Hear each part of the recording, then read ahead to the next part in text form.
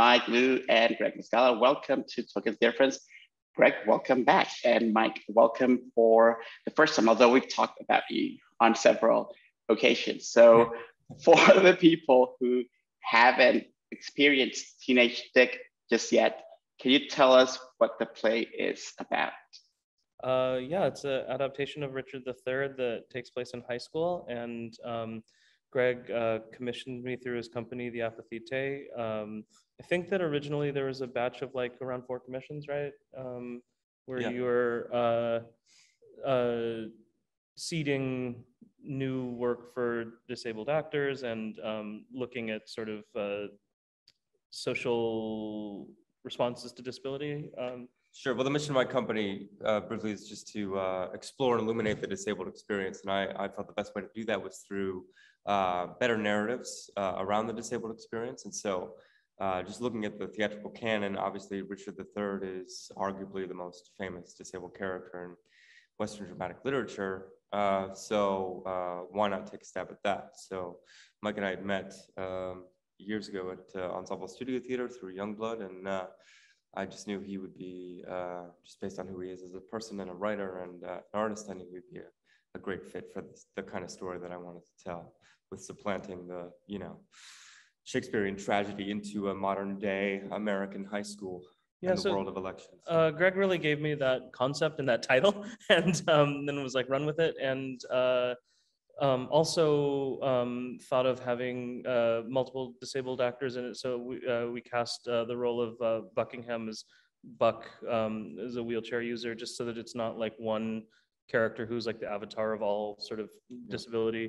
And that was really it. I didn't write anything for like a year, but I reread Richard III from kind of like a structural perspective, and like, how did Shakespeare put this play together? Like what are the techniques that he's using to have Richard sort of lure you in and get him to root for you, and then how is it built, and then marinated on how to translate these like big sort of royal ascendancy stakes into high school, where everything feels really life and death and feels really big, even though it's kids. Yeah, that's sort of the stew that it came from. And then I also thought a lot about language and sort of how to incorporate Shakespearean language and how I could use that as like a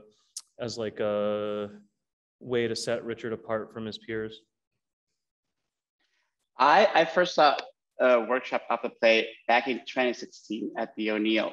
And then like, it's been almost 6 years since that happened. And during the first part of the pandemic, because only God knows how many parts this is going to have, but during the first part, a lot of people were talking about like, okay, we're home, we're isolated, we're on our own, we should all be Shakespeare, right? And we should all be like writing this, like if Shakespeare did it, why can't we? So I'm really curious, Mike, for you, since you've been living with the play for so long, did the pandemic invite to any rewrites or changes that were directly affected by what was happening globally?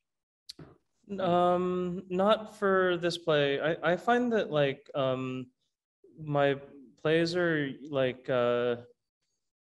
it's like a several year project of like what do I see in the world, and it's like a little bit of a time capsule because I'm synthesizing for quite a while, and then like here's my sort of working thesis of like what the world is right now. So I don't feel like the pandemic is going to figure into that until like the next play or the next play. For this, because we're going back to live theater, there's a lot of like logistical things that Woolly Mammoth has taken on in terms of how to bring back live audiences and how to safely go back to work. I mean, your rehearsal process must have been so nuts in terms of, but like the actual text of the play has not changed that much. No. And Mike's right. I mean, Woolly is fantastic. They're doing everything from the standpoint of COVID safety that they possibly can think of, which is really great and much appreciated and necessary, obviously, in these pre-post-pandemic times that we're living in. But I think what does stand up really is the politics of the play. Even though, the original play and that whole, Richard III is part of a larger history cycle, and so that play has endured for, half a millennia. I think the play started, or the idea was pitched at the tail end or second term of the Obama administration. We were working it through the Trump administration. Obviously now we're in like a new administration, but I think the politics still work. And at its core, like, I think that's where that's a great entry point for people. Because even though, yes, there are disabled characters in this play as it should be, and that's the whole point of this particular play and this commission, and kind of allowing disabled actors and disabled storytellers to have agency over their own narratives and whatnot. But I think for those people who maybe aren't necessarily don't have experience or exposure to disability per se, they at least may have an understanding of Richard III and the political nature and machinations of that. So that is kind of the universal entry point, I think, for most audiences, which has been really great. But we just had a conversation backstage yesterday because I think that the representational politics within theater and film, TV too, like, is so rapidly evolving that, like, since this play was originally written several years ago, we were just touching base about, like, does this still resonate in terms of disability politics today, and like in terms of representation today? And I think that I hope that it'll resonate with people still, but it feels as though this question around, like, how disabled artists are being represented, and feels very present, and this take on it, like, while it shouldn't be the only take and is not the only take, like, still feels like it has something to say. I'm assuming that you're at the Woolly dressing room right now. We're in a rehearsal studio. This is the costume rack, yeah. Okay. So, Gregg, I do want to hear everything about the rehearsal process. Like, I mean, you've both been away from theaters for so long, and, like, do you just want to move into, like, a rehearsal room and, like, a dressing room after being, like, apart for so long? Yeah, it's all the joys of theater with, like, 10 times the anxiety. It's like it's been complicated, I will say. It's like, it's incredible to be back here, to be doing the thing that we all, we're put on this earth to do. Right, like this crazy vocation that we, have decided to engage in, and being denied that for 18 months, because unfortunately all the things that make theater great is what this virus feeds off of, And so, yes, there was some trepidation, but we've had great conversations among, the staff here, among the ensemble here, kind of about, whenever you need to articulate anything, let's talk, keep masks on, do whatever you're comfortable with. We get tested weekly, sometimes more than weekly, so everything, the theater community here in DC, they formed kind of a coalition of theaters here. So everyone's talking to each other. So there's a lot of communication. There's social distancing happening in the audiences now that we're in our preview period, and we open on Friday. So I think, we're figuring it out. And we will, if anything comes up or if anything happens, we'll obviously take every precaution. But I feel like so far, it feels like as much as the actors and the production team and all those people are learning what this is again, it feels like the audience is learning that too. But, it's so great to hear in the opening announcement, welcome back to live theater. The audience just goes, like, so uproarious. Like, so to know that they're already on your side immediately from the top of the show, and that they are just, they're rooting for you as much as we're rooting for ourselves. That to have that feeling again, and to be one of the first shows back, I don't know how long that will last, but it's really great to just have that experience and sharing that experience and be pushing towards, normalcy and a return to live entertainment. Was it easy for you to slip back into Richard after, being also, like, apart for so long? Like, do you find that you've learned new things about the character, or, like, found new things about yourself that now are undeniably a part of who Richard's going to be during this run at Woolly Mammoth? Yeah, I mean, obviously I've been with this play for quite a while, and, done it a few times, or one major production, I guess, previous to this. And for me, I have to keep it interesting. I have to keep it alive, and for me, you know, a lot of people don't know this, but theater training, acting training isn't built or simpatico for people with disabilities. So I feel like the only way I've had opportunity to really grow, gain experience, and learn on the job is because there is material and parts that I can actually participate in. That has been very true of my professional experience, you know. So I'm actually using this as an opportunity to grow, become a better person, human, but also a better actor throughout that, because there were lots of barriers that were, up for me in terms of training and accessing pedagogy and things like that. So to be able to inhabit a character and be able to bring my full humanity, which includes my cerebral palsy, which includes my disability, I think is really a fantastic thing. And I'm really, again, I've had the privilege of being part of this play and Cost of Living, by Martina Mayock. And what I love, and having originated those plays, and so what is really, really special is that some 14-year-old kid, anywhere in America or across the world is now going to go, oh, there are 2 plays out there, not where there's just 1 disabled character, but 2 in each of those plays. And that is I don't take that lightly. I feel like that is an incredible honor, and like if there's any kind of legacy or lasting stamp that I have, on this thing, in this profession that I've chosen to do, I'm very, very, very proud of that fact, and very proud that I can embody this and bring this story to people, and bring the conversation that this play can engender to a wider audience across the country and the world, the globe, really. So no offense to the bard, but I don't think I would sit. I've sat through Richard once, and that was enough.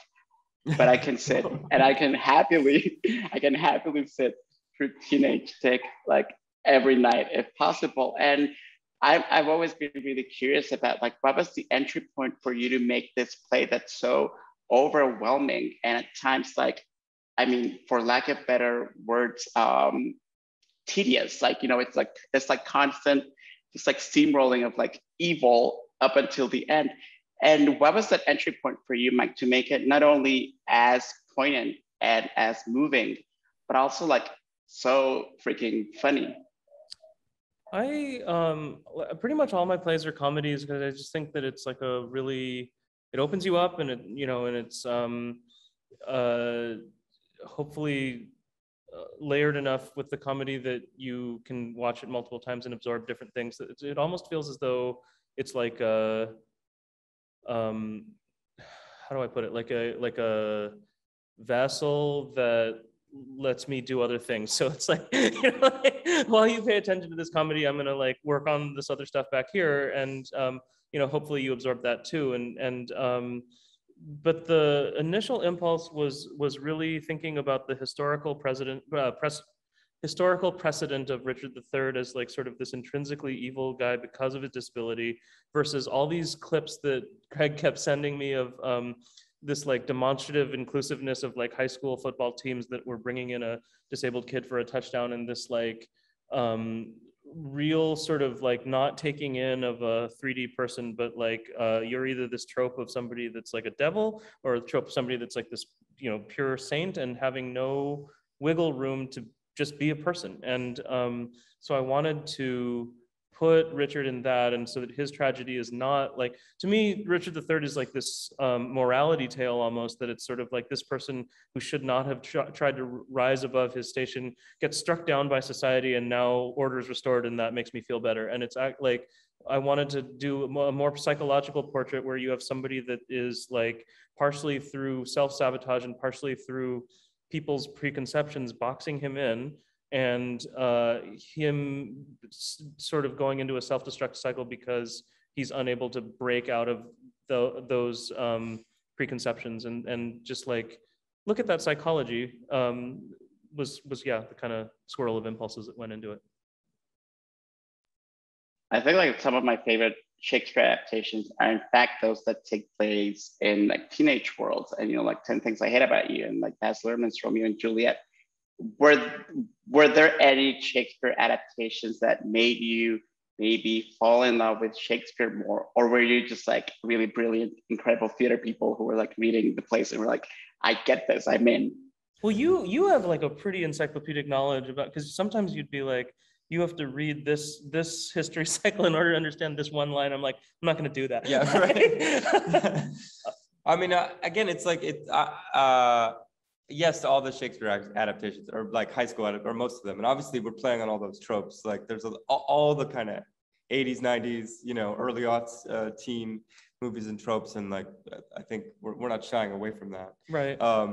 At all. But again, for me, it's really about the archetype, of Gloucester, who's not just in Richard III, he also appears in Henry VI, Part 3, and I think has some of the most beautiful speeches in the entire canon. And he's really grappling with his own humanity. He's really grappling with his own identity in that Elizabethan world. And again, we're really kind of positing the question. Actually, it was in early conversations, it was Mike's agent who said, so are you guys saying that people's perceptions of disability haven't changed in 500 years? She did say that. And we're kind of like, yeah, a little bit, So, I mean, if the dominant tropes of disability, as Mike mentioned, are overcoming adversity, being an inspiration or dying with dignity, how can, as other populations, marginalized groups have used theater and storytelling to challenge, preconceived perceptions and notions of the communities, those communities themselves.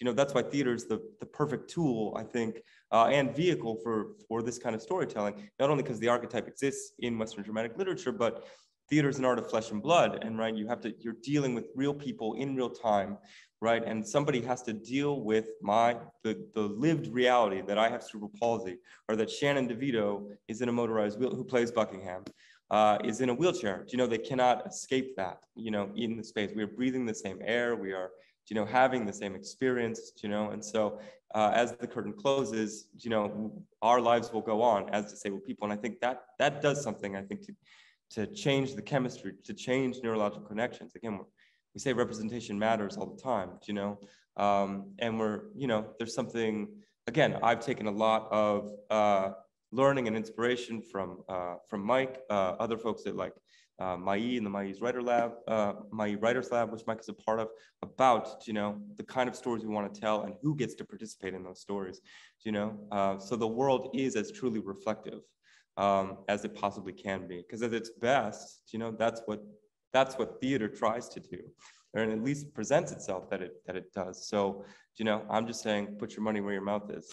Yeah, let's in terms of it feels as though Shakespeare is pretty ubiquitous in theaters, and in sometimes kind of an unquestioned way, that it's sort of like, this is theater that we've all deemed to be good, so here's good theater. And sometimes it doesn't feel as though there's really an urgency behind those productions, or an interpretation that countenances it for the present day. So I've seen a lot of like, we're gonna set this play, but it's the Vietnam War, or like, we're gonna set this play, but it's like modern Washington politics. And for me, the high school spin on Shakespeare makes so much sense, because you immediately flash back to these huge stakes, and sort of it feels as though everything is as grandiose as, like, this is the king, and this is a war over like who will be king, and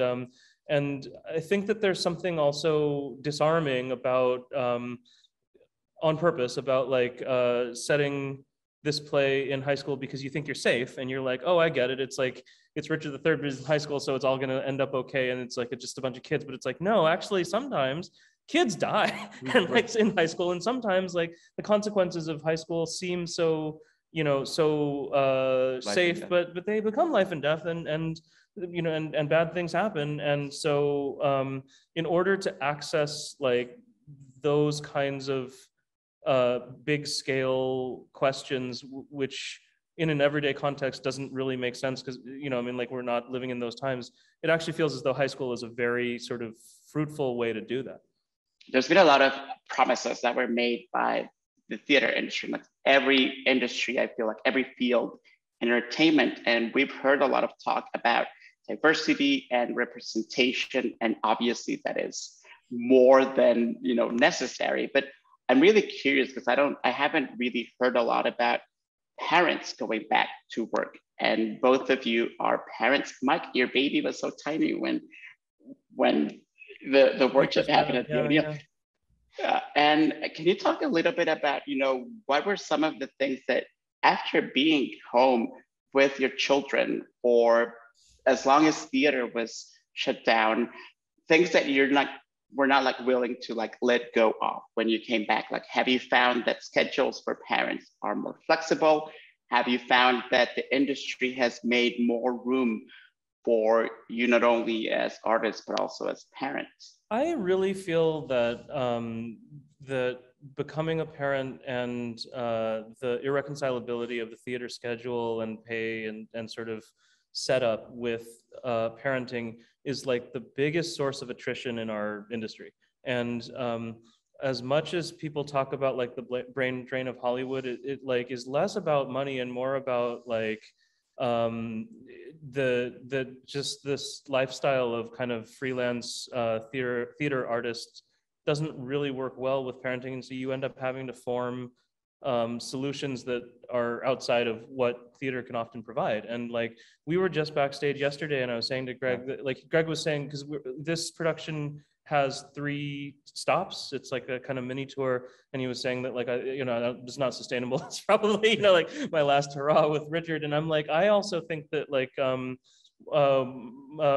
and I are co-writing a musical that's going to La Jolla, and we're going to take our kids with us. And I'm like, this is probably our last like circus people trip with the kids across the country for a production. And so happens that like for the musical, we're both book writers on it, so we have to both be in rehearsal, so we have to take our kids. But right this second, like I'm here for a couple of days. Rahana's watching both kids, Sarah's watching their kid, and like and we're both coming from couples that are parents in theater, and so it's just like it's not a solution to just be like here spouse take child, like, and it's also not a solution to have these like nighttime schedules where kids have bedtimes and all this. So it's something that every individual family has to work through. But I think the net effect, you can really see how you have these like bright 20-somethings that get into theater, and then most of the field evaporates by 40-something. Does that mean if your kids when it? Sorry, go ahead, Jose. Sorry. I was gonna say, like, does that mean like if your kids are like, we want to be theater people, you're gonna be like, no, go be a doctor, go be a lawyer? I mean, it's sustainable until they're 40. It's hard because it's like, I don't want to do like finger pointing towards theaters or what. It's just literally like a problem that's not going to go away, like climate change or something. It's like it's built into the way that this industry works, that it's not really sustainable for families, especially on the artist side. So every family has to figure out their individual solution to that, but you can just sort of, and I think it affects also the stories that end up being told, because it's like you don't end up seeing a lot of like people that are in that middle trench, like from beginning to raise kids through sort of later life, you're missing out on that chunk of stories because the people that are living that are not in theater. Right, because they can't afford either time or financially, right, from a time standpoint or financial standpoint. And I would feel like, again, it's almost like, I would put almost like the conversation around access and like parenting or childcare in theater in kind of the same category. And yes, it is slow, but again, I would think like this needs to be a conversation with the funding community. Right, because I feel like if the funding on both of those issues, right, because if the funding community made it a priority to say like the nation is going this way, or this is the law of the land here, these things need to be accessible, childcare needs to be provided, you as an industry, right, and as a field need to take care of, meet the needs of your community, your employees, etc., right, and make it available to them, then funders could make that happen if they said that this was our priority and we are making this a priority across the field from top down. How you do that, I think, is a different question, but I think initiating that conversation will be helpful, because I feel it's happened in, I work many day jobs, you know, as an actor. And I feel like there's much more flexibility in those, in the non-theater sector, in terms of childcare, much more openness and, you know, not that people aren't willing. I just think, again, there's something about the nature of this work, its schedule, you know, that is not conducive to the support. It's funny because it's like, in a way, the diversity conversation, which is already so hard, is an easier fix because you just have to change the mix of plays that you're presenting. You have to, you know, make your casting composition reflective of the world, and then build up audience appetite for those stories. And, you know, but it's like, that's easier to fit within the model that exists already. Whereas if you think about like access for disabled artists, or you could think about access for parents too. Yeah, like, but like, that's like a really, that's like a structural, like, that's like a structural problem that requires money and reconsideration of your model, which during pandemic times, I think that theaters were more in survival mode, just pure survival mode. So it's not like they were building that out, right?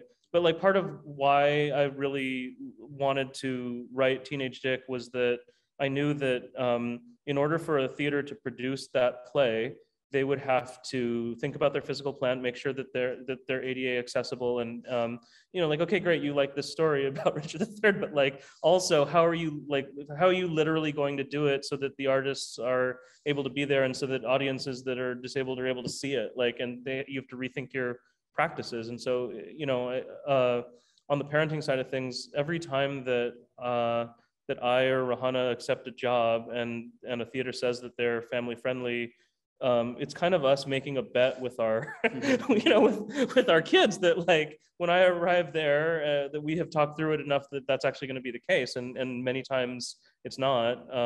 So I don't know. It's like it's tough. Yeah. It's tough. And I just missed the shit out of my son. Do you know what I mean? It's a lot. You know, we had this, you know, the pandemic. As because you were there. Also, we were there every day. Yeah. You know, and like had this concentrated, my son just turned 3 last month, August. So, you know, I had this concentrated amount of time that I wouldn't have had otherwise, which is really fantastic. So to kind of, I'm also a military brat. So my father was away quite a lot. And I don't want to, again, I understand what that life is. And, you know, I think there is something about this, the theatrical life, that is kind of, you know, you take your orders, you wear what people tell you to wear, you go, you know, you move how they tell you to move, you know, there's something about that life that I think is very, you know, suited to theater. But that's just something I know. I don't want to, I want to, you know, I want to be there for my family and my kid, you know, and not be, serving my country, you know, even if it's through storytelling, you know, theater, you know, no, but it is, I mean, for me, it is a call to service. And again, this is, you know, for me specifically, you know, as an actor with disability, being told and not seeing really, there's no place for you, like anywhere, ever, you know, in this industry, you know, and that has started to change, you know, and this is the play is the catalyst, right? The play is the Trojan horse, again, that gets into the institution, can start the conversation about all these things, hopefully, you know, ideally, that's the goal. And then you share that story, and then, you know, that starts a larger conversation. You know, this play, thankfully, has been successful and has literally been all over the world, you know, and again, it's giving opportunity for not only disabled actors, but actors of color. And, you know, it's just a fantastic piece of art. You know, Mike has done a really, really incredible job. He's an incredible writer regardless, you know, but with this play, you know, in particular, it's just, this is a fantastic, fantastic piece of work. Like, you know, just from a language standpoint, from a dramaturgical standpoint, from a story standpoint, again, just it's so meaty. It's such a fantastic role. There's so many great roles for any actor involved, right? And to, again, to show people in community, in conversation, right? That's the, I think even that is innovative, right? Because we're so used to, at least in disabled narratives, we're so used to like the individual alone, right? And so what we're seeing is, you know, by making Buck a second disabled character and a woman, do you know what I mean? We're getting a different perspective. You're seeing those two worldviews clash, and you're seeing disabled characters in community with the rest of the school, with the rest of the ensemble, which is what life, which is a true reflection of life, you know? So we're holding up the mirror, but I think theater display can also serve as a door, right? To be like, come on through, you know, here's here's exposure to an experience, right? And a conversation you might not have necessarily been privy to or had access to before. And that, I think, is, I mean, that's dynamite. That's why, again, that's why we do this shit, right? You know? No, I mean, somebody came to see the show the other day, a disabled actor, and like I met him for a few minutes after, and he left a note being like, you know, basically saying, this changed my life. Thank you. Oh. You know, like that's awesome. You know, because again, I didn't have that as a 14-year-old. You know, I had no role models. I had no one to say like, oh, I can do that. I can do that. You know, you're seeing that more and more in this field, which is great, with greater representation. But it really starts with the storytellers. Again, like every opportunity. That's why I wanted to make connections with playwrights, you know, with my company and the commissioning process, because again, it's like the stories are the vehicle that will support the casting of blah, blah, blah, these particular people. And, you know, Mike has as the writer, you know, has the right, to say, you must cast these people, right? Any writer, right? And that must be done, you know? So I think that's fantastic. And now these are out in the world, and, you know, and again, just to think that this play is really one of the first. There really aren't that many, you know? But if it can be, again, to have an opportunity to, again, working, again, all I wanted to do was tell good stories with friends. Do you know what I mean? Like, really naive, kind of like, I got a barn, right? You want to put on a play? Like, I'm really operating from that mentality, you know? And so like, that's it. And so it's been really great, you know? So with Moritz von Stolpnagel was director, you know, we went to undergrad together. So, and he and Mike have been longtime collaborators. So just this, it's just awesome. You know, we're here to do a job. And I think that's one of the drawbacks of like COVID times too during this process, is because the social aspect of hanging out afterwards, grabbing a beer, you know, like all that stuff is really reduced, you know, and that's a real shame. We even don't get that audience interact, you know, audiences clear out.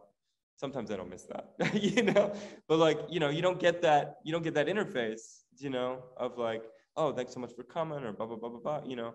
But really there's been also like a little bit of a retraining in terms of audiences watching, because I'm always looking during previews at like, how is this being received, and sort of like, how do I like make sure that the tone of the play is received so that, you know, we're with them. And actually, I feel like audiences are just starting to learn how to sit in an audience again.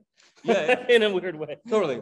As I said, like we're learning as actors how to do that again, and designers and technicians and all that stuff. And like the audience is learning, oh yeah, I'm in a theater. I'm supposed to, right, this is how it works. Right. You know. But overall, again, I feel like there's an energy of like everyone's, you know, people who want to be here in the midst of a pandemic, you know, they want to be at this show. They are making the decision to come and see this play, as everyone should, you know, but it's because it's great. But, you know, so that's just the energy in the room is something different. And I think it's really special.